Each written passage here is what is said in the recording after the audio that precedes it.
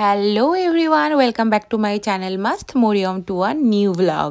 তো সকালে উঠে এদিকে একটু ব্রেকফাস্ট কমপ্লিট করলাম গরম চা আর চপ মুড়ি দিয়ে। তারপরে চলে এসেছিলাম রান্না করতে। তো এই কদিন পর পর আমাদের হচ্ছে ডারকে মাছ চচ্চড়ি, আর খেতে বেশ ভালোই লাগছে। আর মাছ চচ্চড়ি খেতে কেই না ভালোবাসে। তো দেখো এদিকে মাছটা ম্যারিনেশন করে চাপিয়েও দিয়েছি। আগে খুব একটা ভালো মাছ রাঁধতে পারতাম না, বাট এখন ভালোই পারি।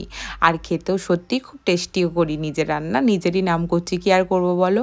কিন্তু মাহিনের বাবাও খুব নাম করছিল, আর এদিকে ভাত তো হচ্ছিলই। তো এইদিকে সকালবেলায় দেখলাম ভাইয়ের দোকানে একটা একজন মানুষ, সে আর কি মোটরসাইকেলে করে অনেক কিছু জিনিসপত্র দিতে এসেছে। তার মধ্যে এই চকলেটটা মাহিনের খুব পছন্দ হয়েছিল, তো নিলাম। ও সত্যি খাচ্ছিলও দেখলাম। তারপরে মেয়ে ঘুম থেকে উঠে মেয়ের ব্রেকফাস্ট দিয়ে দিলাম। ছিল ডিম ছিল, আর কাঁচা ছোলা ছিল, আর একটু মিহিদানা ছিল। তো এখন নিজের হাতেই খাই সচরাচর, কারোর হাতে খেতে ভালোও বাসে না। এদিকে মাহিনের দিদুন মাহিনের জন্য একটা জুতো অর্ডার দিয়েছিল। তো আমি অর্ডার দিয়েছিলাম, তো মা কিনে দিয়েছে। তো দেখো এদিকে জুতোটা এসে গেছে। তো আমরা খুলে দেখছিলাম, সত্যি জুতোটা খুব কিউট এসেছে। আমরা ফ্লিপকার্ট থেকে অর্ডার করেছি।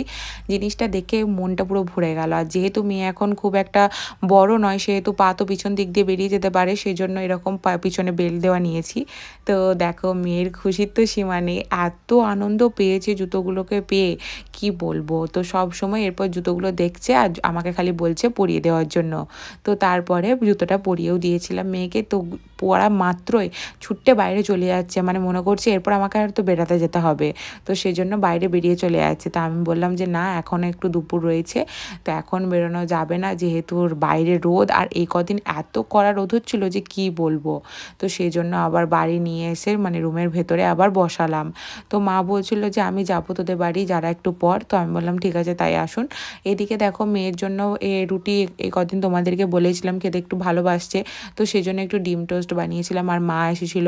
এদিকে দুই দিদুন আর নাতনি দেখো দুজনকে আবার খাইয়ে দিচ্ছে। ও আমার মাকে খাইয়ে দিচ্ছে, আমার মা আবার মাহিনকে খাইয়ে দিচ্ছে। তো দুজন মিলে এরকম করেই একটু খাওয়া দাওয়া কমপ্লিট করলো। তারপরে মা বললো তুই বাইরে দিয়ে যা, আমি একটু তোর রুমটা দেখি পরিষ্কার কিছু করতে হলে করে দিই, কারণ সবসময় ছোট বাচ্চা নিয়ে তো করা সম্ভব হয়ে ওঠে না। দিয়ে আমি একটু ভাবিদের বাড়ি দিয়ে গিয়েছিলাম। তো সেখানে গিয়ে দেখো মেয়ের কাণ্ড, নিজের হাতে মেহেন্দি পড়ছে। আমরা পড়তে দিচ্ছি না, কারণ ওকে চায় না, মেহেন্দি পড়াই না।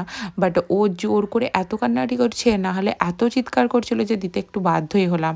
কি আর করবো, বাট নেক্সট টাইম থেকে দেবো না, ওর চোখের সামনেই রাখবো না। এদিকে এক ক্লে দিয়ে আমি অনেকগুলো ফুল বানিয়েছিলাম আয়নাটা সাজাবো বলে।